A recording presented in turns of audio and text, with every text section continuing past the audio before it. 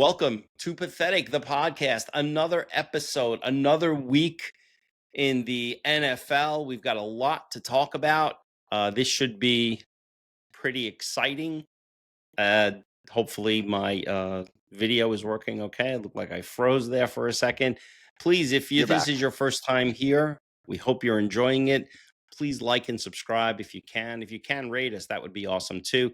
If you're a regular, listen, thank you so much. Whether you support us on the audio side or on the YouTube side, Linktree is down in the corner. I think it's going to be under Geoff's chest when this video is up. But please like and subscribe. Mikey, how you doing? I'm doing great.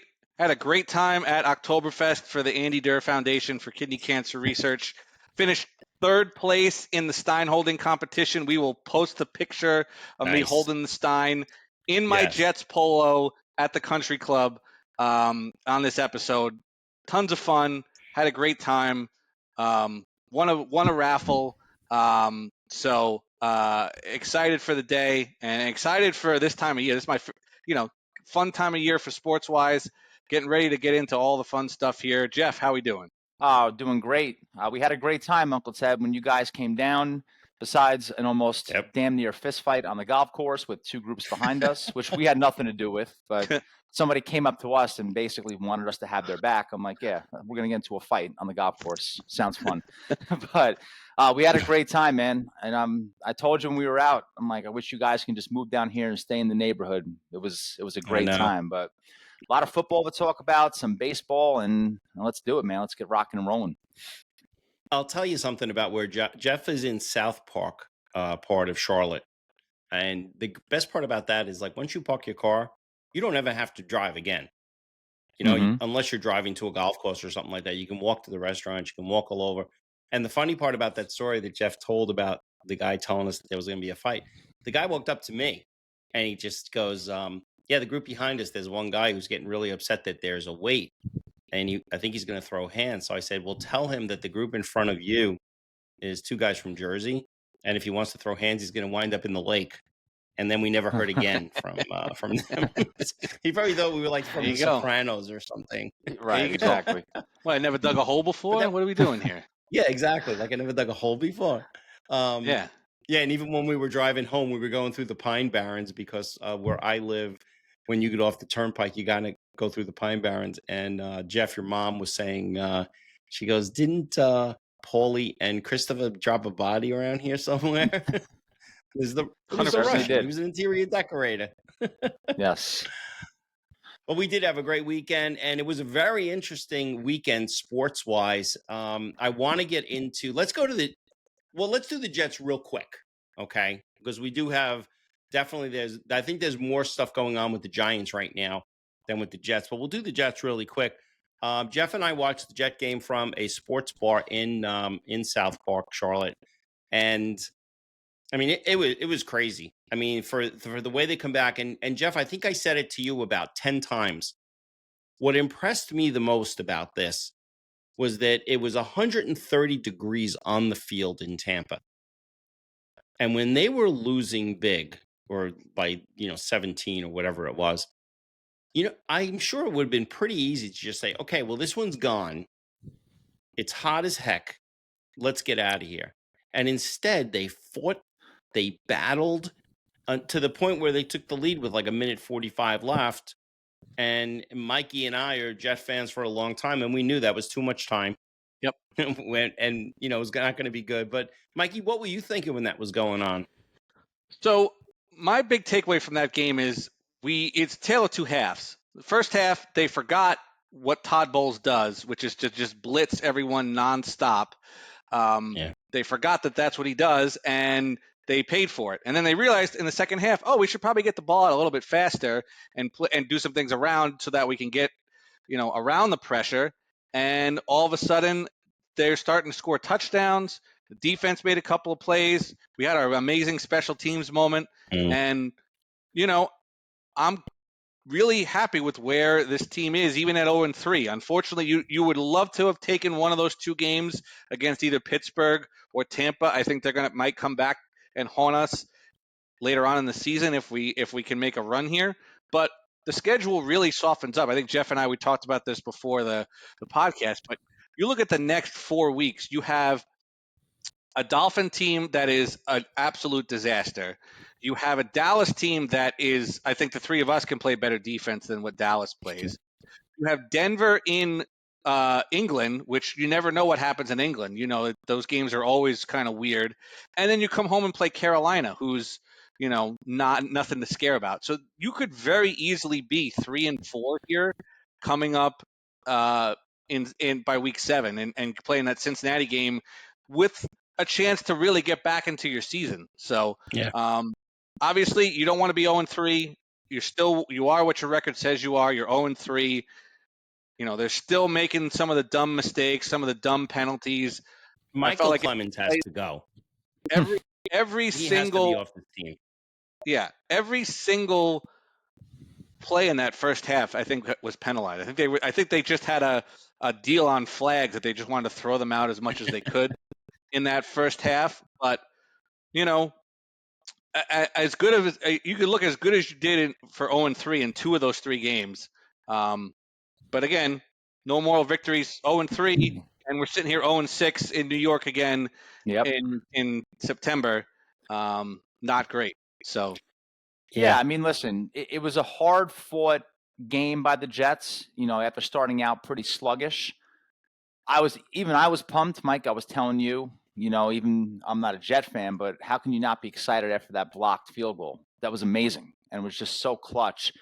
But listen, that was a brutal loss, right? There's no two ways about it. And the problem with the Jets, it's similar to what the Giants have, right? They just don't know how to close the deal and win the games, right? And obviously they look flat throughout most of the game and eventually started to fight back, which, look, if we want, we can give them credit for it. And we should give them a little bit, but there's no moral victories in football for any team, right? Losses add up very quickly, unlike any other sport. But one of the biggest problems the Jets have, and this has been going on for the longest time, is their defense just doesn't close the games, right? And I know Baker Mayfield has been playing really well this year. He's got talent. The Bucs offense has looked very good. But as excited as you are, Uncle Ted, when the Jets blocked that field goal, that excitement, just living vicariously through you during the game, it immediately went out the window when I looked down at the clock. Yep. And I saw whatever time it was. I think it was like, a minute 35, whatever. That was too much time for that defense. In fact, I would argue 40 seconds for that defense would be too much time. Right now, obviously, I'm not a Jet fan, so I wasn't really emotionally attached to this game. But if I'm a Jet fan, I'd be disgusted with this defense. They're not very good, and they have talent, right? Gutless. And that has to be something addressed. They're gutless. And what I'm not going to do, that being said, is I'm not going to get on Aaron Glenn yet, right? He's 3 games into his tenure with the team, trying to rebuild this franchise into relevancy. But as we've seen with prior coaches, with both franchises, the Jets and the Giants, in New York, it gets late very, very quickly. And I would say this week for the Jets, and you guys correct me if I'm wrong, you're the Jets fans, this week is 100% must win. There is no debate. You have 100%. To win. And I think you guys got to smoke them. Make a statement, come out and destroy that team. And that changes everything week by week, right? So, but look, like I said, they fought hard. They're playing for Glenn. We know that. And, like I said, get that win against Miami. With the defense, maybe the problem is that for the last 2 or 3 years that we've been told by everyone, media, coaches, NFL people, that this defense is elite. Maybe they're wrong. Maybe they're not gutless. Maybe they don't. Maybe they just don't have the talent. And maybe that's what Glenn is going to have to find out over this course of the season. Hey, maybe this guy who everybody says is an untouchable and can't be there and has to be there, maybe he doesn't need to be there. Maybe this guy who, listen, we know Quinnen Williams is elite. He was making plays like crazy on Sunday. He was. But, the backfield is bad. I think it was great to see Malachi Corley in there. it's I don't know. It's just, listen, it was frustrating, and we're gonna go through that. We're gonna go through a lot of frustration in the retooling. I don't want to call it a rebuilding, but in the Right. retooling. But I think we're going to come out okay. I have a lot of faith in Aaron Glenn. I really do. And you know what? I'm going to say one other thing. This week, he's taken a lot of heat for celebrating on that. And that's bullshit. It's complete Correct. bullshit because all these people here in New York did. And Geoff, you're in Charlotte, so you don't get everything we get. You get some of it. But all these people did was talk about how Robert Saleh was a cigar store Indian. And Yeah. now all of a sudden they get upset when he pulls Arian Smith to the side to talk to him about, you've got to make that play, and he gets in his face. And then he gets excited because his special teams makes a great play. Yep. Listen, and so what do you want? And I really think it's just another case of the New York media, like the regular media. No matter what it is, they're going to make it controversial and they're going to kind of go at you.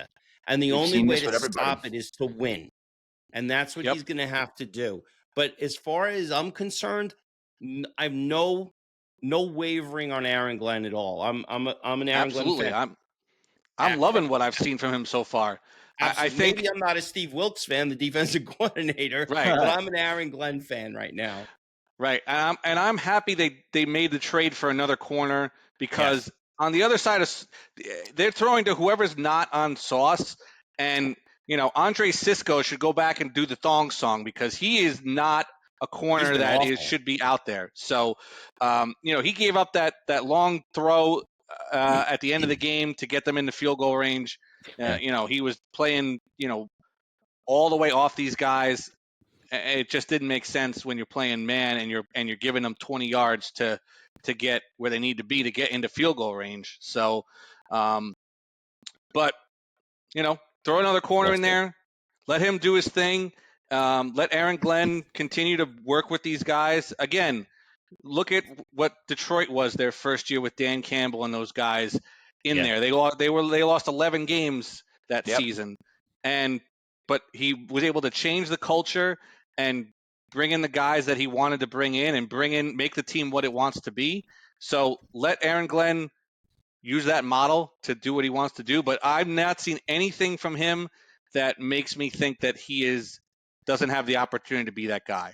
He's not there yet, but I definitely think he can be the guy going forward. There's nothing showing me that he's not. He's not in over his head for sure. No, listen, the negatives that you see is commonplace for young coaches. Some of the undisciplined stuff you want to see fixed up. The celebrating, I actually didn't mind that at all. In fact, I liked it. I really did. I want to see my coach do that. And if that's who he is, that's who you want him to be. You don't want him to turn into a statue and just be stoic, right? If he's that guy, and by the way, he's an ex-player, right? Who's not that old. He really isn't. So he still has that energy. By the way, this guy can run faster than most players on that team. Did you see how fast he was getting? Yeah. Holy crap. I mean, he was flying. But you want that emotion. And again, it's so early in his tenure. They played 2 or 3 very good teams, one great team, arguably, I think, the best team in the league. Yeah. So just let it ride out. You don't see anything glaring to where you're like, okay, that's a huge problem. There's a few things you want to see fixed, primarily the defense, which he's partially responsible for, and obviously the mistakes, the dumb penalties, which I think will eventually get fixed. Well, the 2 teams they played, I believe, are 3 teams they played. 2 of them are 3-0, and 1 of them is 2-1. Right? There you go. Tampa 3-0? Yeah. So Tampa's 3-0. Yep. Tampa's 3-0. So then later that night, Sunday, Geoff and I went and got wings from DD Peckers, and we got some Jersey Mike's subs to get the Jersey feel there. And we were all pumped up to watch the Giants and the Chiefs. And I'm not a Giant fan. I'm in there hard. I'm rooting for the Giants. I felt that they could do it. I was very disappointed. And I don't know if I can say I was disappointed in their effort. I was disappointed in the coaching in that game. And I'll say what who is it that said it? Tiki Barber said, Russell Wilson is washed. Mm. I mean, and Yep. he said it. He has been saying it since they signed him. Yeah, I just don't think I don't think a washed quarterback can throw 450 yards game 2. But Against look, I don't. Dallas. Look what Chicago did to Dallas. I know, but he still did it. Like he's not like I can't say washed. And we'll get to Russell Wilson when we get to Jackson Dart because I want to talk about that. But as far as that game goes, it was the coaching. And yeah, Russell Wilson was horrible. He was absolutely god awful. There's no question about it. But this game comes down to horrific coaching, horrific game plans, which ultimately leads to horrific execution. The quarterback draw on was it second or third and goal? I think second it was and goal. Yeah, second and goal. When you're down 2 possessions with 3 minutes to go, a quarterback draw on the 14-yard line is about as egregious and absurd and stupid as a play call I've ever seen in my life. And to me, that sums up the problem with the Giants. We can keep blaming the quarterback. We can keep blaming this guy, keep blaming that guy when they get shipped off and they're Peyton Manning in Indianapolis, okay, when they leave here. It starts with the leadership of this team. It's absolute garbage. It sucks. Mara doesn't get enough criticism. Joe Shane doesn't get enough criticism. It's all passed on to the field. This garbage starts from the top. And I'm watching that game. Uncle Teddy, you can vouch for me here. I was so pissed because I'm watching this crap. I've never seen Geoff so mad. And I'll tell you why I was mad. If this game was buried at 1:00 in the afternoon, I wouldn't care. Why must our pain and embarrassment always be on the grand stage for all to see? It's always not the night game when we play our worst. And we have a guy as a quarterback who typically plays well in primetime, but not with us, not with the Giants. Oh, I am so frustrated with this team, and I'm hoping that Dart changes my mood because after that game, man, I was furious. I really was. Yeah, and it just shows you that Kansas City is not the team that they were even last year. They are that was ripe to get picked off in that game. There was no reason why you couldn't have made a couple of plays, and all of a sudden that game is very different. And Kansas City is now 0-3, and the sky is falling, and Mahomes is done, and the narrative starts. But it just was. There was no execution whatsoever by anyone on that team. No. I mean, that drive at 4th and goal, throwing it out of the end zone, not even giving your guys a chance to get a flag and just dumping it completely and throwing one in the tunnel.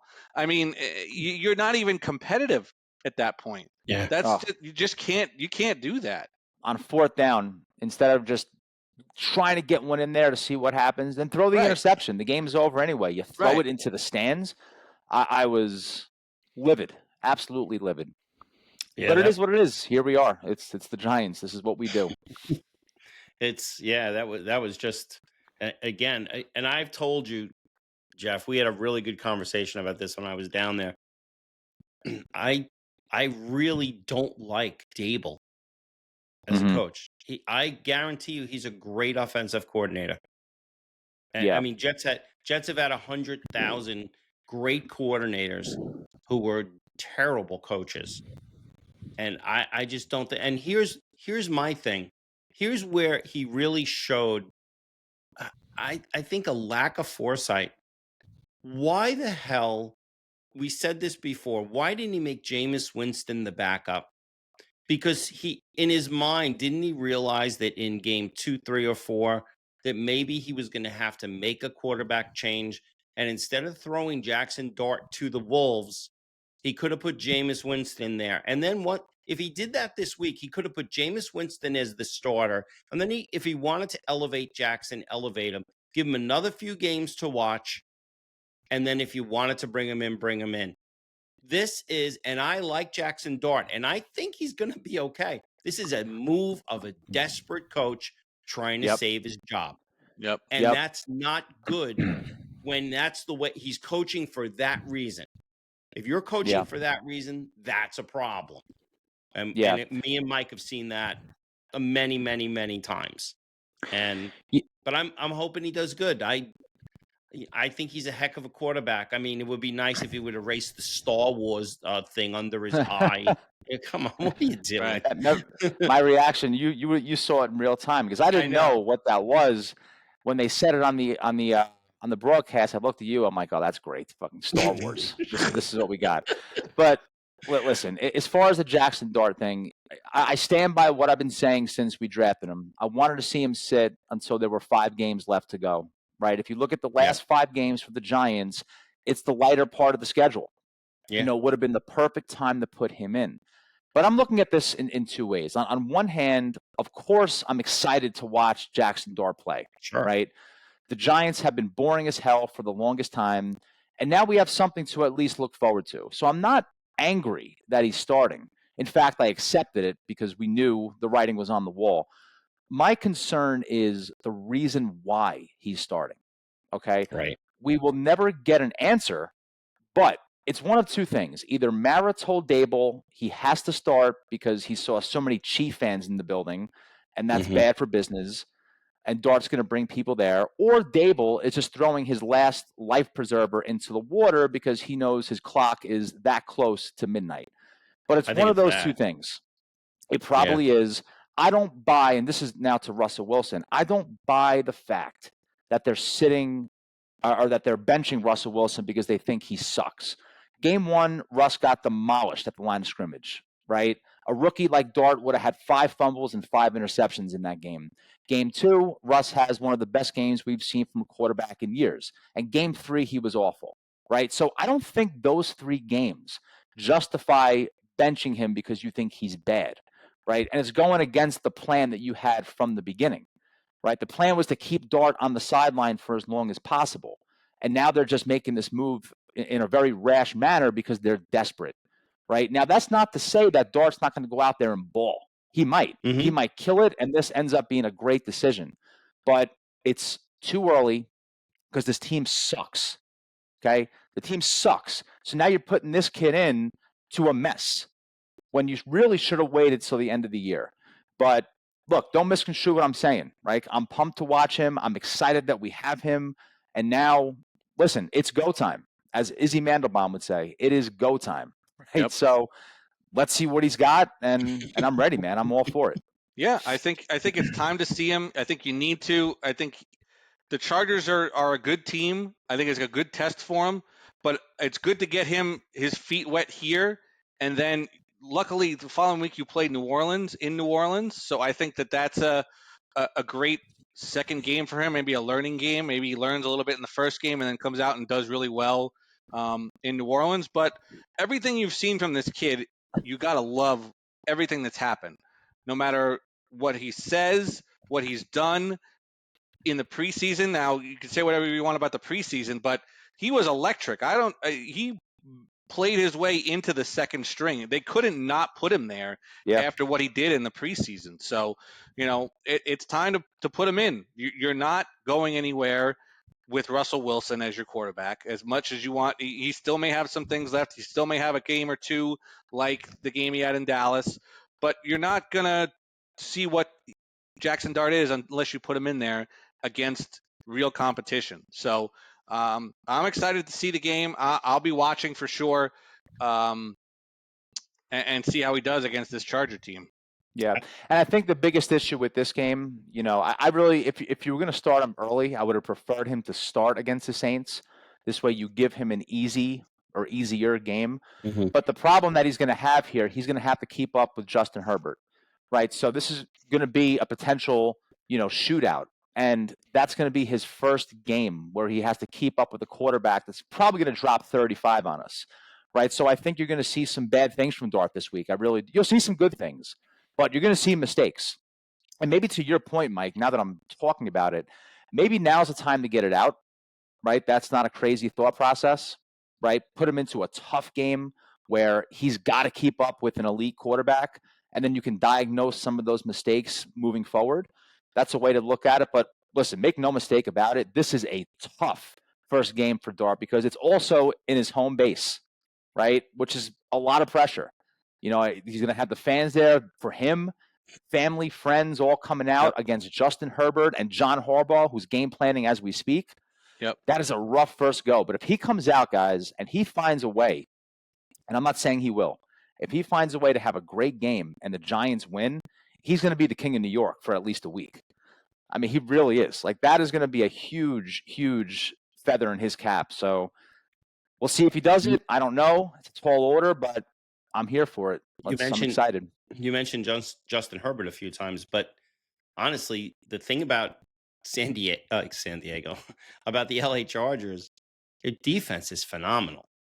I know. So that's going to be the toughest. If he gets in first of all, I don't think he can get in a shootout with Herbert, only because their defense is so good.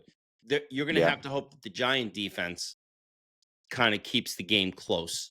But we'll see. I agree with you. I'm excited to see him. You know how high I was on Dart coming out of college, very high on him, and I think it was a great move getting him. But I forget who I saw this weekend. I saw an interview with somebody, maybe after I got back on Monday, where they said when you have a rookie quarterback, you're training him for the next coach, and that's kind of what happens. But hopefully not, because that's never good.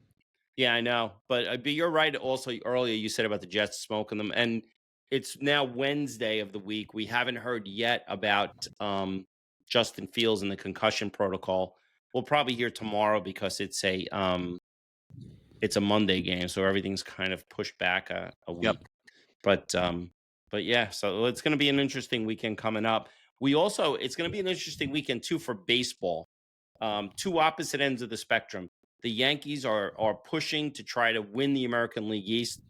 As we speak, they're only a game behind Toronto. It looks like even by the end of tonight, they might be tied with Toronto, but Toronto has the tiebreakers.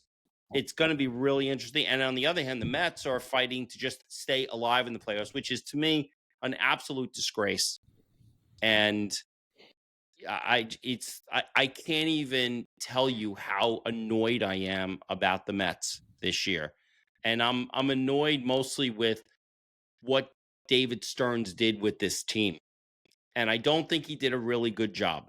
Not at all. Yeah. I mean, he DFA'd Jose Siri this week, who was 2 for 33 when he came back from his broken leg against, when he came back for the Mets. And the other, Cedric Mullins, horrible. What a terrible trade that is. That was terrible. Goodness. Now, I can't fault him on the relief pitcher Helmsley that he got from San Diego. Yep. Listen, what does he have? He had 30-something saves, and now the guy comes here and he craps the bed. But I think he did a bad job. He doesn't like to spend money. And now he has the money and still doesn't like to spend it, because if you saw, after he signed Soto, he signed Pete Alonso begrudgingly, and then really didn't add anything else that would have cost money, bigger money. And I think he's paying the price right now, so, and we're not going to make the playoffs. I don't think we're going to make the playoffs. It's crazy you think about that, because if I would have told you, Ted, at the beginning of the season, that if you would have gotten 42 home runs, 104 RBIs from Juan Soto, and you get Pete Alonso with 37 home runs and 123 RBIs, and you have Lindor with 29 home runs and 83 RBIs, and Nimmo with 25 home runs and 91 RBIs, I'm sure you're thinking that this team is going to be, coasting into the playoffs with the way that they've hit. The problem is all of their pitching has been as good as they were last year, as bad as they are this year. You did it with smoke and mirrors last year. You somehow got the pitching where you needed it, but this year it just has not been there. It's been, and it's hard to watch sometimes, because you're going into these games and all of a sudden it's third inning and it's 5-0 or 6-0, and now you're playing come from behind every single day. So it's extremely frustrating. Extremely frustrating. Yeah, I remember in the beginning of the season, we did our predictions for the Yankees and the Mets, what we think their strengths are, their weaknesses, and, we all mentioned the pitching, which started out pretty good in the beginning. We're like, oh, wow, looks like we were wrong. The pitching is pretty good, but, it came home to roost, right? This is just, there wasn't enough. And we're middle of the pack in the NL on ERA. It's not like they're the worst, but they just Yeah. just horrific. And I can give Stearns a pass on it. Not a pass on it, but say, okay, listen, this is what happened. But man, he's really going to have to self-examine this, because Yeah. he's got an owner who is willing to spend money as long as he feels it's the right move. I'm sure that if there were many people, he would have come up to Cohen and said, we really need this. This would be big. He goes, all right, listen, if you need it, let's do it. Because the other thing Right. was too, that when they signed Soto, the fans came out. I mean, if you Mm-hmm. look at the attendance for the Mets this year, it was, they were almost sold out every game the whole summer, Yep. Yeah. and I just, I don't know. I think the fans did their part. I think Cohen did his part, and I really think Stearns dropped the ball. And I'm very encouraged, because I think next year we're going to be looking at the starting pitching. You're going to have Sproat. You're going to have McLean. I think Minaya is going to come around. He's pitched a few, like 3 or 4 good games in a row.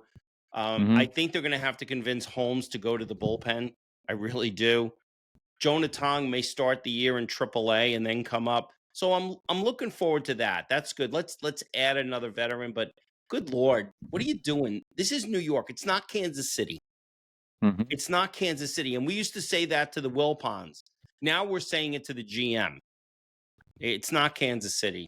I just I'm really disgusted. But you guys, you're putting yourself in a position where I heard tonight, when the Yankees have had home field advantage in a playoff series, no Aaron Boone team has lost that Mm-hmm. series. So if you can, and if you catch the Blue Jays, you're probably going to be the number 1 seed in the AL, because Correct. now Cleveland is passing Detroit. Yep. What a meltdown that is, What by an the way. absolute meltdown. I mean, that's And if the playoffs were today, Detroit would play Cleveland again in the playoffs. Now they're playing now. Unreal. It's Unreal. It's crazy. It's Look, really I've had my crazy. problems with the Yankees. All the evidence is in our prior episodes, right? I started bashing Yeah. Boone, even though I've had his back for all these years. I'm bashing Cashman. I'm smashing Volpe. I'm go down the list of what I was saying. But one thing that we get reminded of every year since I've been alive, the Yankees are the one team in our town that never disappoint us, particularly when it comes to making the playoffs. Yes, they get knocked out sometimes, most of the time. Yeah. But they find a way to get there every year, outside of like 2 years my entire life. Now, but as far as like this year, what I think, what's ahead for us, I actually feel really good. I don't know about you, Mike, but I feel really good as of today. And you know why I feel good? Because personally, I feel like Judge is due for his breakout playoff year, right? I feel like he's so good that it has to happen at least once in his career. And I have no evidence to back up that it's going to be this year, but I'm just playing the numbers, right? Because his shortcomings, obviously, in the playoffs is no secret. But as you guys know in baseball, right, all it takes is one good postseason to become a legend. You don't have to have Derek Jeter postseasons every year. Just give us one that leads to a championship. And I just feel like with him, it's only a matter of time before he does it.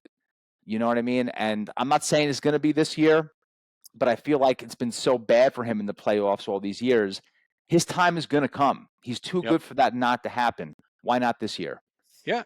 And you look at this team over the last month and change, they are the best team in baseball record-wise. They are 25-12 in their last 37 games, and they're doing everything you want them to do. They're winning games when they're hitting home runs, obviously, like everybody else does. They're winning games when they're not hitting home runs. They're winning high-scoring games. They're winning 2-1 games. They're finding ways to win, and they're getting right at the right time of year. You don't want a team to go on like Detroit and be all the way up this whole year, and then all of a sudden in September, when the money starts coming in, and you can't, that's like hitting a great drive, getting it on the green in 2, and then 3-putting it in.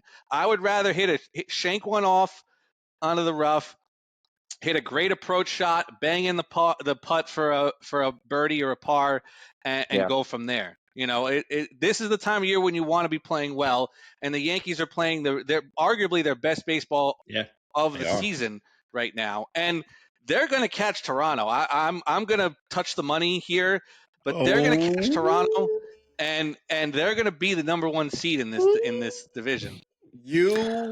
Oh boy, Mike, you have such a bad track record of touching the money.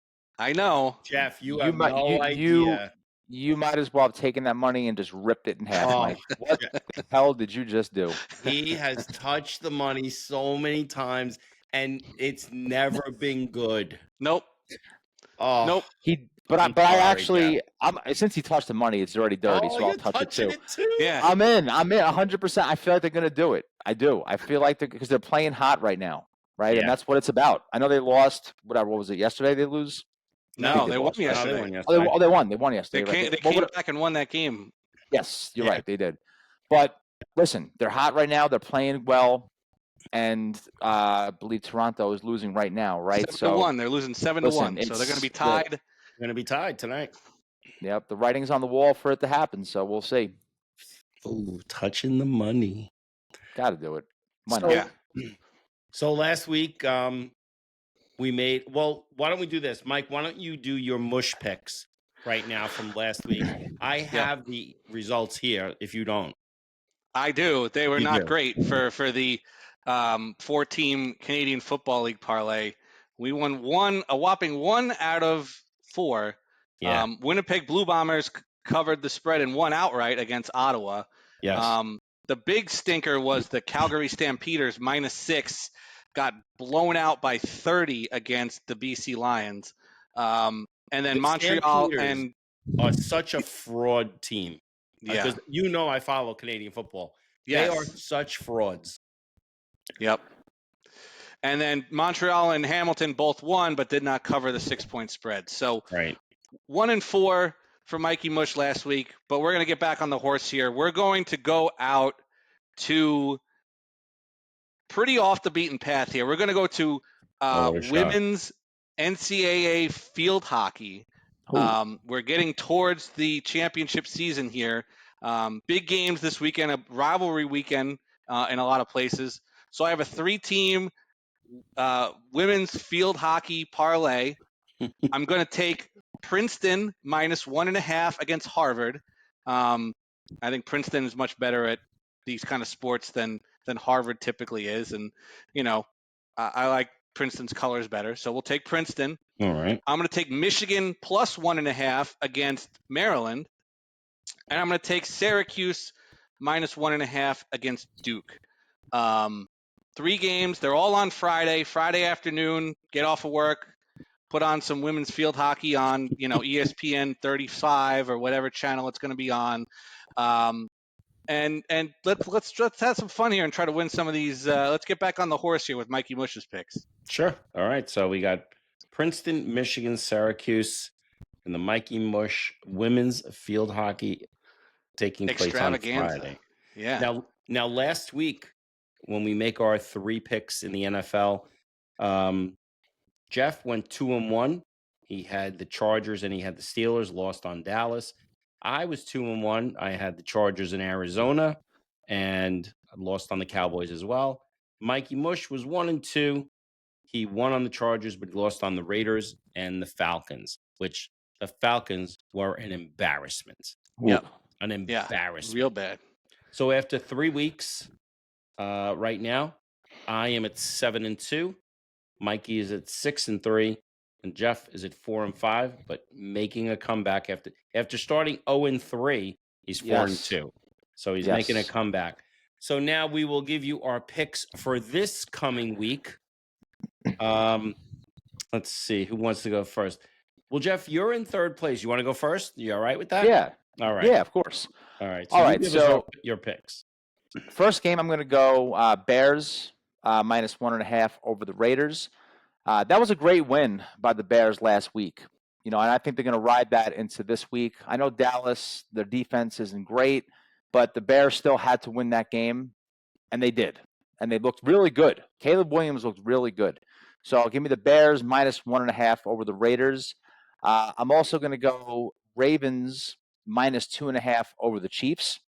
The Chiefs lost a really tough one last week. I'm sorry, the Ravens lost a tough one last week. And I don't think the Chiefs are very good, right? Even though they beat up on my team last week, I think Mahomes looks off. I think he's adjusting to a brand new, landscape of that team. And I don't think they're as good as people think because their name is the Chiefs. So give me the Ravens -2.5. And I'm going to do it again, guys. This is probably so stupid and it's going to burn me. I'm going to go Cowboys plus 6.5 against the Packers. The Cowboys play well on prime time typically, and Dak is very good prime time. Although I do think the Packers are going to win, but I like getting 6.5 with the Cowboys. I think this is going to be a tight, high-scoring game. I know the defense stinks, but I do think that Dak is going to keep up with the Packers' offense. So it'll be a close loss for Dallas. So give me the Cowboys, the Ravens, and the Bears. Week 4. All righty. Mikey, you ready? Yeah, I think so. So first game, I'm going to take Washington -1.5 against the Falcons. I mean, the Falcons couldn't have looked worse and more disinterested in the game. I think Washington is still getting their feet underneath them. 1.5 on the road in Atlanta. I think Washington makes it an easy game there. So there's game number 1. Game number 2, I'm going to take San Francisco -3.5 against at home against the Jaguars. I'm not bought in on the Jaguars yet. Unless they're wearing those great 90s uniforms, that's the only time I'm going to root for them, is when they're doing that. And then, since I've already touched the money, I'm going to do it again and take the Jets plus 2.5 Monday night against the Dolphins. All right. NYJ plus 2.5. Yeah, I have to do it. All right. I don't think that's a bad bet, by the way. I don't think so either. I think that's a good one. Okay, so my picks for this week, I am going to take the Broncos, giving 7.5 to the Bengals. Bengals were terrible against Minnesota, and I don't see any reason to think that that's going to change this week. So give me Denver, giving 7.5. Geoff, I am 100% with you on Baltimore. Give me Baltimore -2.5. Kansas City, I don't think they're going to make the playoffs this year. I think they're going to struggle. Look at what's going on with that team. What is Travis Kelce doing on the sideline? I don't know. It's ridiculous. If you've got troubles at home with Taylor, Travis, don't take it out on your coach. Okay. Yep. And one of those two teams is going to be 1-4, so they're going to be buried in that AFC playoff race already. And by the way, I love that Andy Reid gave him a little chest bump and said, "Shut up." Yeah, exactly. Seriously, I love that. And Mike, I'm with you. I cannot not take the Jets. Getting 2.5 against this hot garbage squad in Miami. I hope that they beat them, and at that point, I hope that Mike McDonald just puts on his little Capizios and his little sweatpants with tight bottoms, and he runs off. And he goes on his little razor scooter out of the arena. I don't like this that we're both taking it. You know what that final score is going to be, Ted. I said it to Geoff before. I said it's going to be 13-9. The Jets are going to be up 9-6. They're going to be trying to run the clock out, and they're going to fumble the ball, and Dolphins are going to take it down to the 2-yard line and score with no time left and win 13-9. That's my prediction after both of us picking them in this game. All right, so I've got Baltimore, the Jets. I've got Denver. So, that's it. It's going to be an interesting week, not only with baseball, but with football. Guys, enjoy the weekend. Do something fun. I think it's supposed to be a little rainy up here in the New Jersey, Pennsylvania area, but have fun. Enjoy yourself. That's it. Yeah. Enjoy football. All right. And Mike, you making our trip to the to Canton? Yeah. 2 ex-Jets they're in the nomination phase for the Pro Football Hall of Fame. Yeah, And I already said I'm booking the Airbnb, so we'll be good to go. on the next episode, we will tell you why Mikey will never book an Airbnb that I will stay at, and then we'll give you that information. But right now, everyone, enjoy your weekend. Please like and subscribe. Send us an email. Let us know how you're liking the show, and have a great night. Good night.